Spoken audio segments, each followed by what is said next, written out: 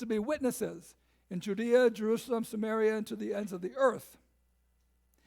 Here in our reading today, he shows us how to do it. And so as we look at the gospel today, we look about how Jesus goes about witnessing. And it'll give us some pointers. Number one, Jesus gets out of his comfort zone. Jesus was a Jew, and the Jews and the Samaritans hated each other. There was a lot of bad blood between them. And so the Jews lived in Galilee and in Judea, and between the two was Samaria. But what the Jews did when they traveled is they would usually go out of their way to avoid Samaria. But for whatever reason, and the story never tells us why, Jesus heads straight through Samaria as he goes from Judea to Galilee. And he stops for lunch at the town of Sychar. And so as they're at Sychar, he's sitting by the well, relaxing while his disciples are going looking for lunch, and this woman comes. Now, as I said, the Jews usually avoided Samaritans and certainly talking to them. But Jesus here seems to be thirsty. There came a woman of Samaria to draw water. Jesus said to her, "Give me a drink," for his disciples had gone away into the city to buy food. The Samaritan woman said to him, "How is it that you, a Jew, ask for a drink from me, a woman of Samaria? For Jews have no dealings with Samaritans." So first off, she was Samaritan. Second off, she was a woman. In those days, a man would not speak to a woman he did not previously know. It was just not done. So notice how Jesus is breaking all kinds of traditions and all kinds of stuff. He's going way outside of his comfort zone as he speaks to this woman. And this woman responds and she says, "What are you doing talking to me? I'm a Samaritan and you're a Jew, and I'm a woman and you're a man," all this. But Jesus is now outside of the norms. Number two, Jesus treats her with respect and listens to her. So Jesus does the unthinkable. He asks for water from this woman, the Samaritan woman, with her unclean pot. And he's bold. He needs something from her before she realizes that she needs something from him. And then he mentions her many husbands. And if you'll notice, there's not a word of criticism or condemnation. He states it as a fact. He puts his finger on what's troubling her. Jesus answered, "If you knew the gift of God and who it is that is saying to you, 'Give me a drink,' you would have asked him, and he would have given you living water." The woman said to him, "Sir, you have nothing to draw water with, and the well is deep. Where do you get that living water? Are you greater than our father Jacob? He gave us the well and drank from it himself, as did his sons and his livestock." Jesus said to her, "Everyone who drinks of this water will be thirsty again, but whoever drinks of the water that I will give him will never be thirsty forever. The water that I will give him will become in him a spring of water welling up to eternal life." The woman said to him, "Sir, give me this water so that I will not be thirsty or have to come here to draw water." Jesus said to her, "Go call your husband and come here."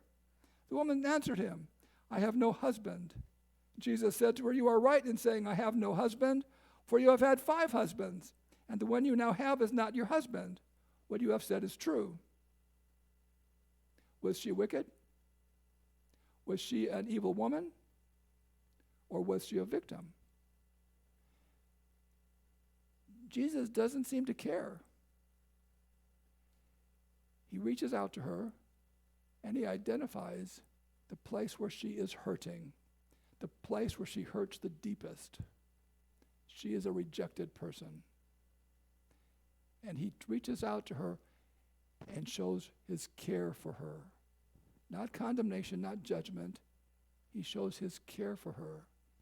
He listens to her. She was a person to whom Jesus gave his attention. And because he has cared for her, she now has given him permission to talk about faith with her. he has gained her trust. And so the third thing is, Jesus shares the good news with her. He hasn't lectured her or preached at her. He has had a mutual discussion with her. He's talked, he's listened, she's talked, she's listened, and she opens up to him. The woman said to him, "Sir, I perceive that you are a prophet. Our fathers worshipped on this mountain, but you say that in Jerusalem is the place where people ought to worship."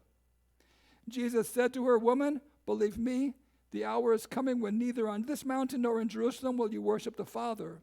You worship what you do not know. We worship what we know, for salvation is from the Jews. But the hour is coming and is now here when the true worshipers will worship the Father in spirit and truth.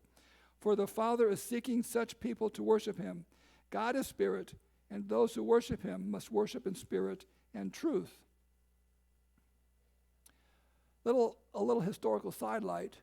Some years before this, the Jewish people had gone to the Samaritan temple on Mount Gerizim and had destroyed it. So when she brings up this topic, it's a hot topic among them, between the Jews and the Samaritans. But listen how the conversation ends. The woman said to him, "I know that Messiah is coming, he who is called Christ. When he comes, he will tell us all things." Jesus said to her, "I who speak to you am he." So Jesus presents himself to her. She asks Jesus about temples, and he talks about worshiping God. And he presents himself, the good news. Our reading ends really too soon. Because after this, it says, "Then, leaving her water jar, the woman went back to the town and said to the people, 'Come, see a man who told me everything I ever did. Could this be the Messiah?' They came out of the town and made their way toward him." So she then goes and tells her community. And in the rest of the story, Jesus and his disciples stay there a couple days in the unclean Samaritan's village. They stay there and they share the good news with the people. See, the good news is meeting Jesus. So how about us, our witnessing? Number one, are we willing to get out of our comfort zone to meet people? Some people are really good at this. Some people are willing to talk to anybody. My mother and I have an aunt who would talk to anybody.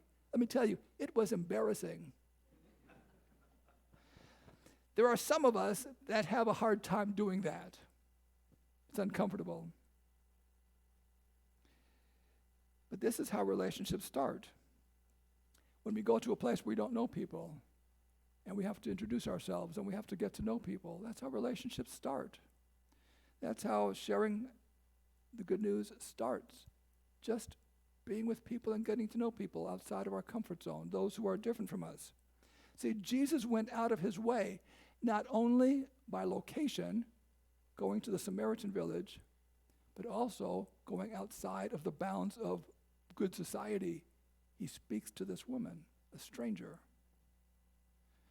What opportunities do we have? What opportunities do we have to meet people and to develop relationships? Studies have shown that the longer a person is a member of a church, the less non-Christian friends we have.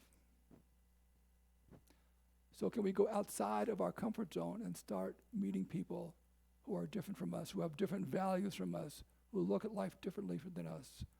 Are we willing to go outside of our comfort zone? You see, Jesus never promised that following him would be comfortable or make us wealthy. He never promised that. In John 15, the night of his betrayal before his death, here's what he says to his disciples.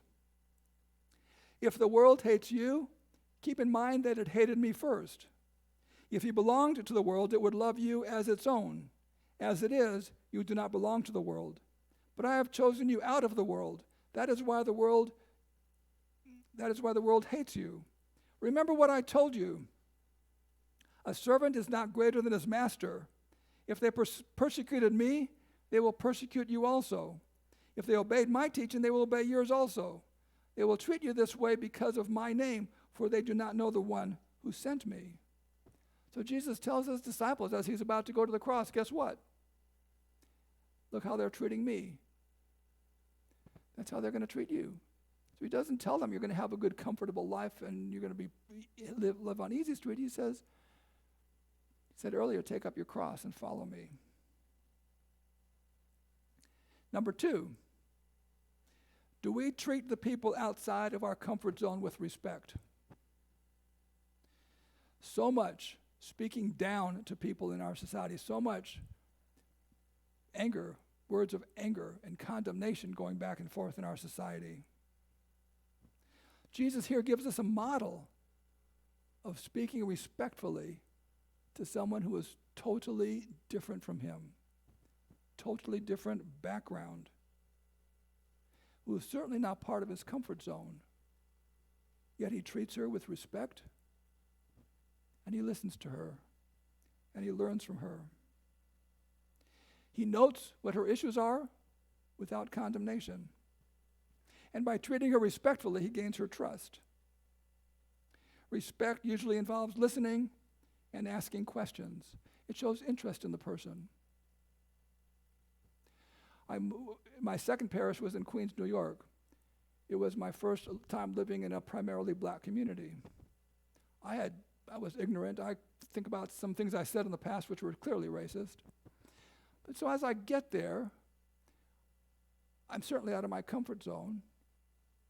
So what do I have to do? I have to start asking questions. I have to start getting to know people. I got to start listening to people. And I would ask questions. I say, when I talk and when I preach in sermons, am I like missing you because of the cultural differences? So you start asking questions. And over the time, we gained a lot of respect for one another because we learned from each other and we listened to each other and we grew. Another time, when I was in New York City, I was sitting on a corner in Manhattan waiting for my cousin. And so you may have heard the story, and I know you'll probably hear me tell the story again because I think it's an enlightening story. I'm sitting on the corner of Manhattan, and these two young people come up to me, and they start telling me about a revival that they're inviting me to, and they want me to come to this Christian revival, and they're going on and on and on. And as I'm listening to them, I start finding myself getting very angry. And so while they're talking, I'm not hearing anything they're saying because what I'm thinking is, why am I angry? These people are Christian, I'm Christian. They're inviting me to a Christian thing. Why am I getting upset with this? So as I'm listening, as I'm thinking about my anger, I realize what the issue is. They know nothing about me, and they did not care about me. They did not know that I was a Christian. They did not know that I was a pastor. They did not know anything about me. They didn't ask anything about me, not even my name. So they knew nothing about me. They just had some stuff to dump on me.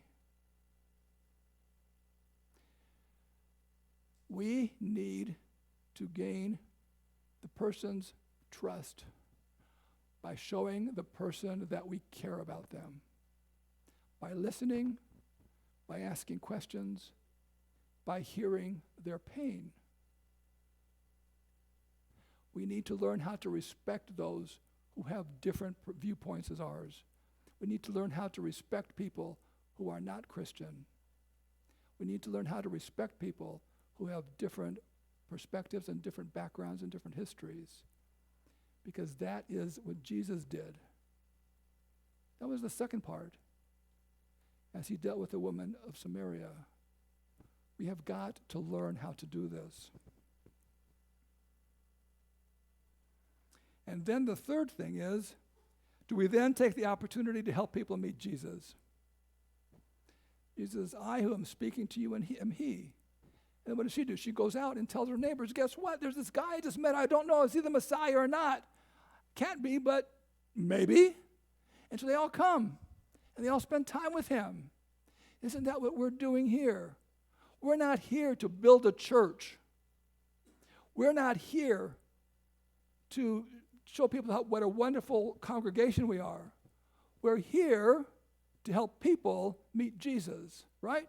That's why we're here. We're here to help people meet Jesus, as Jesus did. So many people in our society have a positive view of Jesus, but not of his church. Why? because that's not the experience they've had with his church and with his church people. So our task is to be like the woman in the story and say, come and see. Could he be the Messiah? Please stand for prayer.